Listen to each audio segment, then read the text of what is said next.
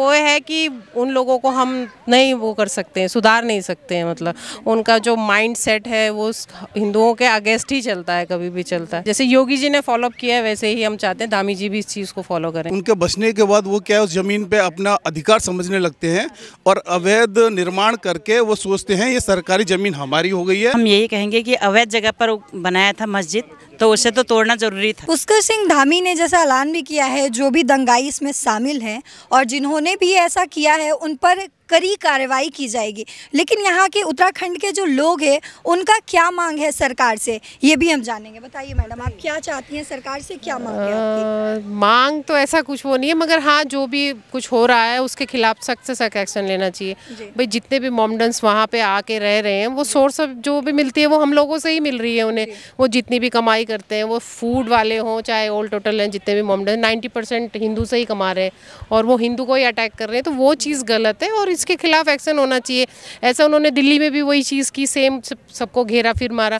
अब हिंदू की जाति ऐसी नहीं है वो किसी को मारे और फिर खाए, मगर मोमडन्स का यही है कि वो पहले मारो और फिर खाओ वाला हिसाब है उनका। टोटल जो चलता है वो वही चलता रहता है और एंडिंग भी उनकी वही चीज़ होती है, मारो। वो सबको अटैक करेंगे तो भैया हिंदू को भी इस चीज़ के लिए वो होना चाहिए और गवर्नमेंट को उत्तराखंड की करना चाहिए, इसके खिलाफ सख्त एक्शन होना चाहिए कि मतलब इस तरह से दोबारा ना हो। प्रोटेस्ट उनको भी करना चाहिए कि भाई इसके खिलाफ गवर्नमेंट वो ले एक्शन ले कि भाई ये चीज़ दोबारा ना हो। जी, उत्तराखंड में जैसा कि अभी यूनिफॉर्म सिविल कोड लागू हो गया है, पहला ऐसा भारत का राज्य है जहां पे यूसीसी, क्या आपको लगता है यूसीसी की वजह से ये दंगाइयों ने ये दंगा भड़काया है? क्योंकि उसके जस्ट एक दिन गैप के बाद ये दंगा भड़काया, तो क्या ये टारगेटेड है? मे बी हो भी सकता है उनकी कोई प्लानिंग हो इस तरह से, क्योंकि उसमें एक क्लॉज ये भी है कि भाई मोमडन्स का जो तलाक है वो सेम हिंदू की ही तरह वो होगा, वो मान्य वो भी होगा। जैसे हिंदू का तलाक होता है वैसे ही मोमडन्स का होगा, तो मे भी हो सकता है कि वो उसके अगेंस्ट में हो, क्योंकि वो कभी भी मानने को तैयार ही नहीं है कि वो 3 तलाक को ख़त्म करे, क्योंकि वो कोई मानने को तैयार नहीं है। मगर वही चीज़ है कि हाँ हो भी सकता है, बट वो है कि उन लोगों को हम नहीं वो कर सकते हैं, सुधार नहीं सकते हैं। मतलब उनका जो माइंड सेट है वो हिंदुओं के अगेंस्ट ही चलता है, कभी भी चलता है। तो वही चीज़ है। देखो सिविल कोड तो उत्तराखंड में नहीं पूरे देश में होना चाहिए। जी, देश में जैसे अगर हम दिल्ली की बात करें तो दिल्ली में भी ये प्रोटेस्ट हुआ था और काफ़ी ज़्यादा इसमें नुकसान हुआ था। और यहाँ उत्तराखंड में भी जब हुआ है तो वहाँ के डीएम ने भी ये बोला है प्रेस कॉन्फ्रेंस में कि ये जो है प्री प्लान्ड था, क्योंकि अचानक से पेट्रोल बम का आ जाना, पत्थरों का आ जाना, लाठियों का आ जाना और अचानक से मीडिया कर्मियों पर अटैक कर देना या पुलिस पर अटैक कर देना। वहाँ की जो प्रशासन है उसने तो ऐलान कर दिया अपनी तरफ से, लेकिन उत्तराखंड के जो लोग हैं उनका क्या मानना है? क्या सच में ये एक प्री प्लान्ड साजिश थी वहाँ के लोगों को बदनाम करने के लिए? नहीं, बदनाम करने का वो तो नहीं है, मगर वो लोग ऐसा कर ही नहीं सकते। सबसे पहले उत्तराखंडी तो ऐसा है ही नहीं कि मतलब ऐसा काम करे। हाँ, प्लानिंग की जहाँ तक बात है तो वो टोटल सब कुछ प्लान ही होता है। इस तरह से कोई किसी के लिए कोई किसी पे अटैक कर रहा है तो वहाँ हर कैटेगरी के हैं, ऐसा नहीं है कि वहाँ जेंट्स ही हैं मेल ही चल रहे हैं, वहाँ फीमेल भी हैं, ओल्ड एजेस लोग भी हैं, बच्चे भी हैं, सब चीज़ें। और तुम लोग ने किस चीज़ को वो किया है, उन्होंने दिल्ली में भी सेम चीज़ की थी तो वहाँ पर भी उन्होंने वही चीज़ रिपीट किया। उनका मतलब ट्रैक रिकॉर्ड यही रहा है टोटल, वो सेम वो इसी चीज़ को फॉलोअप किया गया है वो चीज़। तो मतलब गवर्नमेंट को, यूके की गवर्नमेंट को इसके लिए तो सख्त वो होनी चाहिए। जो धामी जी ने ऑर्डर दिए हैं वो उस चीज़ को तो फॉलोअप होना ही चाहिए वो आप अगर मैं पूछूं, आप उत्तराखंड में कहाँ से हैं?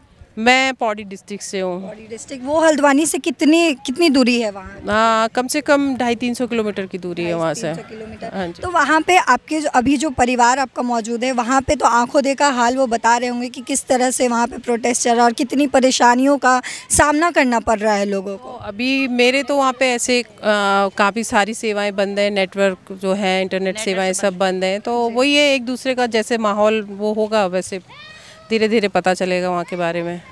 अच्छा, और आपकी सरकार से अगर मैं मांग पूछूं तो क्या सरकार से आप क्या दरख्वास्त करना चाहेंगी उत्तराखंडी होने के नाते? उत्तराखंड के लिए अभी आप क्या बोलना चाहेंगी सरकार को? सरकार से तो हमारा यही वो है कि मतलब जितने भी मोमडन्स ये इस तरह से वो हरकत की गई है वो उस चीज़ के खिलाफ मतलब सख्त सज़ा मिलनी चाहिए।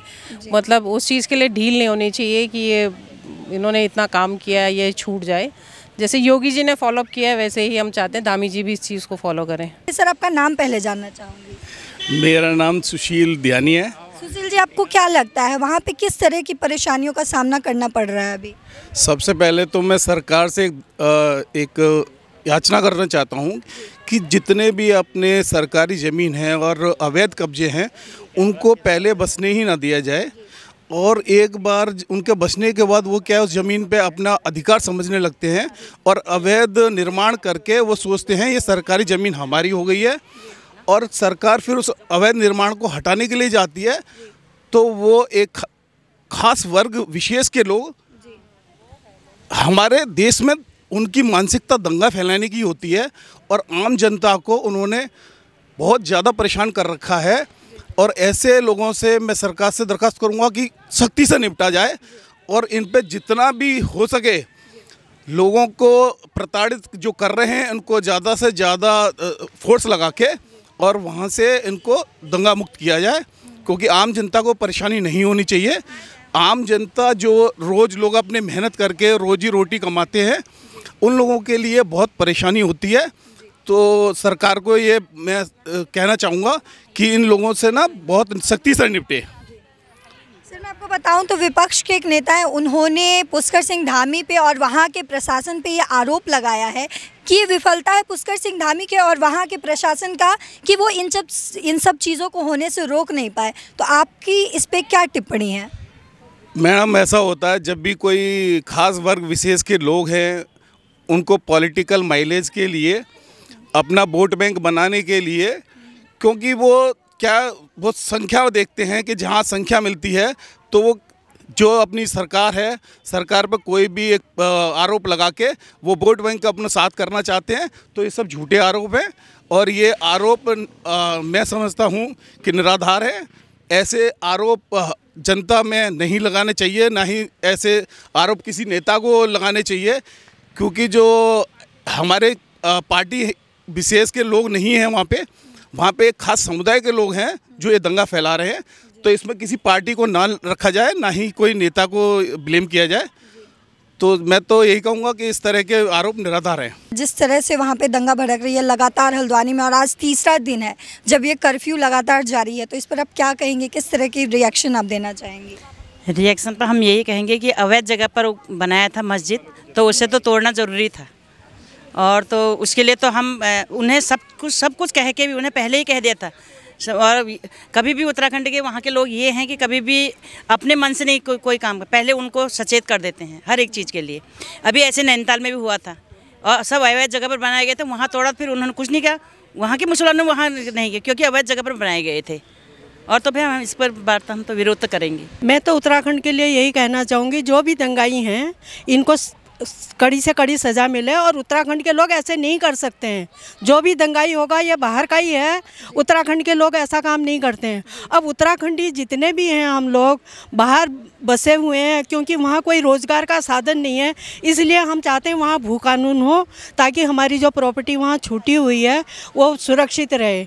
हम तो यही चाहते हैं। और जो भी ये हुई है, जो भी दंगाईवादियों ने जो दंगा फैलाया है, जो भी करा है, हम तो समाचारों के माध्यम से सुन रहे हैं इन बातों को। तो ये जो है, ये जो भी दंगाई है उसके लिए सख्त कार्रवाई करे वहाँ की जो भी गवर्नमेंट है हमारी। और हम यही चाहते हैं कि हमारा जो है सुरक्षित रहे हमारी जो ज़मीन है। ये जो हल्द्वानी में अभी अटैक हुआ है, और ग्रुप ऑफ पीपल, हम ये बोले कि क्या वो टारगेटेड दंगा किया गया हल्द्वानी में? कुछ सोची समझी ये साजिश हो सकती है क्या? बिल्कुल सोची समझी साजिश है। एक्चुअली क्या है कि उत्तराखंड में हम चाहते हैं भू कानून, क्योंकि उत्तराखंड में उत्तराखंडी लोग ज़्यादातर यहाँ शहरों में आ गए हैं और उनके घर बार वहाँ छूटे हुए, तो कुछ अंतर्जातीय लोग जो हैं वो वहाँ पर जंगलों में अपना मज़ार बना दे रहे हैं, हमारे घरों पे अपना कब्जा कर रहे हैं। तो अब उत्तराखंडी जाग गए हैं, अब वो अपने घर जाने लग गए हैं। तो जब वो अपने घर जा रहे हैं तो उनको क्या मिल रहा है? वहाँ पर कोई दूसरे लोग वहाँ उनके घरों में कब्जा करे बैठे हुए हैं। तो हम चाहते हैं कि उत्तराखंड में भू कानून आए कि उत्तराखंड के सिवाय कोई वहाँ पर ज़मीन नहीं ले सके और ना कोई वहाँ अतिक्रमण कर सके। तो ये उत्तराखंडी तो कभी करते ही नहीं है दंगा ये दूसरे लोगों ने करा।